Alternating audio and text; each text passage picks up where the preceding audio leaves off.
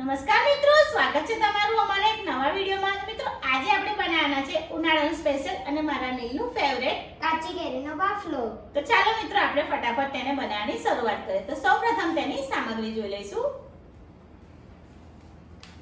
મિત્રો અહીંયા આપણે લીધી છે 4 નંગ કેરી. આ દેશી કેરી છે, આમાં ખટાશ વધારે આવે એટલે આપણે આ રીતની કેરી લીધી છે. તમે આની જગ્યાએ તોતાપુરી કેરી લેવા માંગતા હોય તો પણ લઈ શકો છો.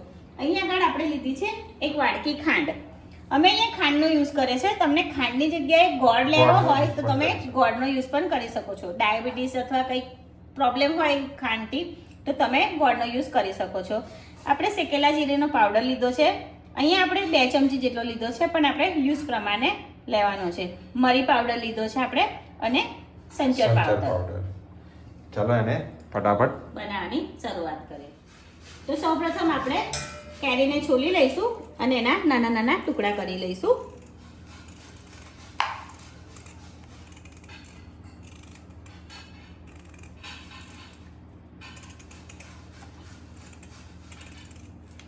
ઉનાળાની સિઝનમાં આપણે ગરમીમાં બહાર આવવા જવાનું થતું હોય, લૂ માટે બહુ જ જરૂરી એના છે. માટે બહુ જ સારું છે. આપણે ઓફિસ જતા હોય તો પણ તમે એક ગ્લાસ પીને જાઓ. ગ્લાસ પીને જાઓ અથવા નાની બોટલ તમે ભરીને આપો.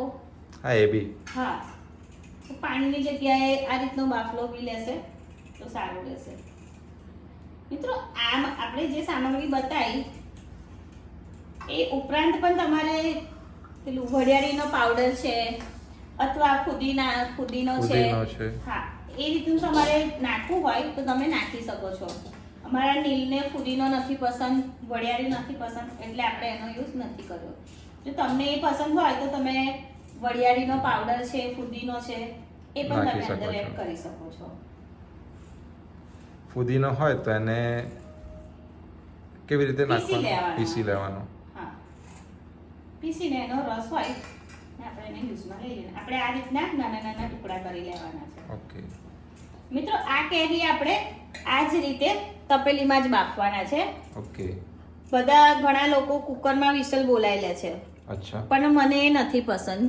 આપણે તપેલીમાં હા, કુકરમાં બાફી લે છે પછી એનો સ્વાદ થોડો ચેન્જ થઈ જાય છે, એટલે મને એ નથી પસંદ. એટલે આપણે આ જ રીતે કેરીની અંદર પાણી રેડી અને આપણે સ્લો થી મીડિયમ ફ્લેમ પર આપણે એને બાફી લઈશું. તો આપણે આ બધી કેરીને છોલીને સમારી લઈએ. હા, પેલું કેવું એમ તપેલીમાં બાફે તો થોડી વાર લાગે પણ એનો ટેસ્ટ બહુ સરસ આવે છે. એટલે આપણે થોડી વાર લાગે ચાલી જશે, પણ આપણે તપેલીમાં જ બાફીને બનાવીશું. આપણે કુકરમાં નથી બાફવાનું. મિત્રો અહીંયા આપણે બધી કેરીને છોલીને સમારી લીધી છે. તો હવે આપણે એમાં પાણી એડ કરીશું. 1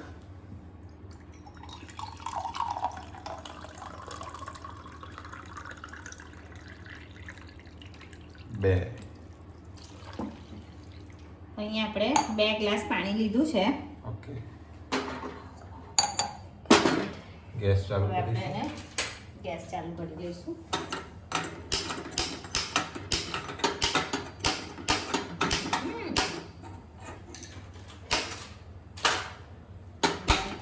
પણ નહીં સારું લાગતું, બીજું લાવવું પડશે.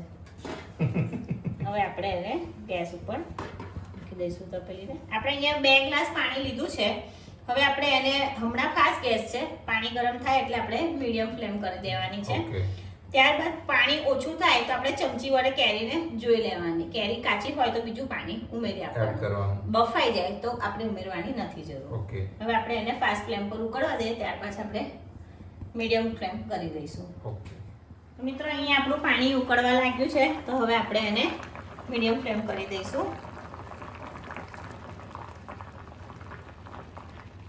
બસ હવે આપણે એને મીડિયમ ફ્લેમ પર જ કેરીને બફાવા દેવાની છે. તો મિત્રો તમે જોઈ શકો છો અહીંયા કેરી બફાઈ ગઈ છે. આપણે બીજું પાણી ઉમેરવાની જરૂર નથી પડી. કેરી બહુ સરસ રીતે એકદમ બફાઈ ગઈ છે. તો હવે આપણે ગેસને બંધ કરી લઈશું.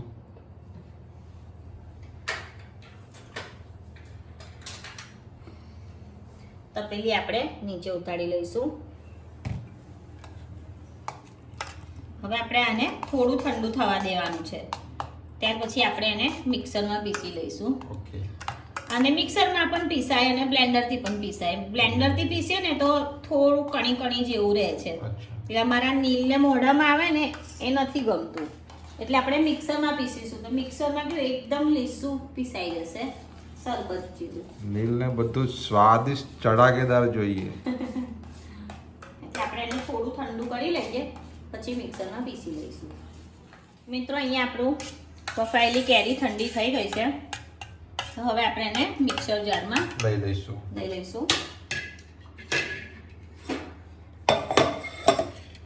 કેરી બફાવાની પણ એક અલગ સુગંધ આવે છે. હા, આપણે કેરીનું શાક તમે ખાધેલું છે? ખાધેલું છે ને, સરસ ખાટું, લાગે. મીઠું, ચટપટું. હમ. એને બીજું બી કંઈક કહેવાય છે ને, વઘાર્યું. વઘાર્યું કેરીનું. હા, એ જ. હવે આપણે એમાં અડધો ગ્લાસ પાણી નાખીશું. ઓકે. અહીંયા આપણે અડધો ગ્લાસ પાણી લીધું છે. ત્યારબાદ આપણે એમાં ખાંડ નાખીશું. ખાંડ નાખીશું. ખાંડ આપણે જેટલું તમારે ગરપણ જોઈતું હોય એ હિસાબે, અને કેરી કેટલી ખાટી છે એ મુજબ નાખવી પડશે. હા, અહીંયા આપણે 5 ચમચી ખાંડ ખાંડ લીધી લીધી છે. છે. બાફલો થોડો ખાટો મીઠો હોય ને તો તો જ જ સારો મજા લાગે. આવે. બહુ હા, બહુ એ તો ગળ્યો છે. હોય એ પણ ના સારો લાગે. એ તો છે જ. આપણે મરી પાવડર છે, મરી પાવડર પણ આપણે અડધી ચમચી. અડધી ચમચી જેવો લીધો છે. જીરા જીરું પાવડર પણ આપણે અડધી ચમચી જ લીધો છે. શેકેલા જીરાનો પાવડર. અને એ સંચર પાવડર છે. સંચર સંચર પાવડર. પાવડર પણ આપણે અડધી ચમચી જ લીધો છે. ઓકે. હવે આપણે સ્વાદ પ્રમાણે મીઠું લઈશું. થોડું જ નાખીશું. હા, મીઠું તો એકદમ થોડું નાખીશું, કેમ કે આપણે પેલું સંચર સંચર પાવડર નાખ્યું છે. નાખેલો છે ને- એટલે. હા, હવે આપણે આ બધાને મિક્સરમાં મિક્સ કરી ક્રશ દઈશું. કરી લઈશું. આ લો મિક્સ.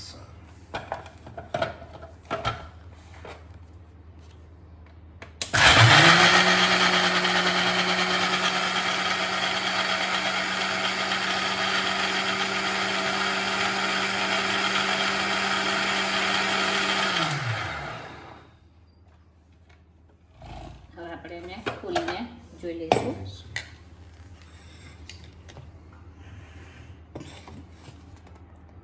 થોડું ગરમ છે ને એટલે એમાં એર આવી ગઈ છે. હા, સરસ રીતે હા, પીસાઈ ગયું મસ્ત છે. સુગંધ આવી રહી છે. કારા તમે મરી, જોઈ શકો છો, સંચર. એકદમ મસ્ત થઈ ગયું છે એનું. બહુ જ જબરજસ્ત સુગંધ આવી. જો આ તમને બહુ જ જાડો લાગતો હોય તો આને તમે આમાં થોડું પાણી એડ કરીને.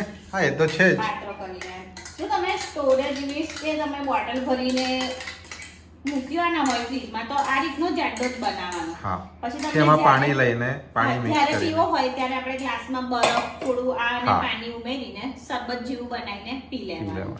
અને તમારે એમ જ બનાવીને તૈયારીમાં જ પીવો હોય તો થોડો પાતળો પાણી. બનાવવાનો. હા, તો હવે આપણે એને સર્વિંગ ગ્લાસમાં કાઢી સર્વ કરી લઈશું. મિત્રો કાચી કેરીનો બાફલો સર્વ કરવા માટે આપણે આ રીતના 2 ગ્લાસ લઈશું. હવે આપણે એમાં ત્યારબાદ આપણે એમાં બરફના બરફ ટુકડા નાખીશું. નાખીશું.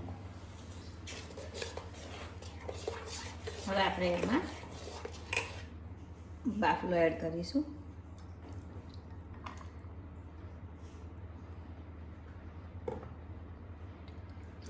અને મસ્ત ઠંડો કરીને ઠંડો પીવાની બહુ જ મજા આવે.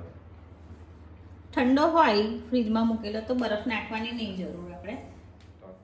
તો મિત્રો આપણો કાચી કેરીનો બાફલો બનીને તૈયાર છે. બાફલો જોવામાં તો ખૂબ જ સરસ લાગે છે, એની સ્મેલ પણ મસ્ત લાગે છે. તો હવે આપણે એને ટેસ્ટ કરીને જોઈ લઈશું. ટેસ્ટ હું અને નીલ જોડે કરીશું. ચાલો નીલ.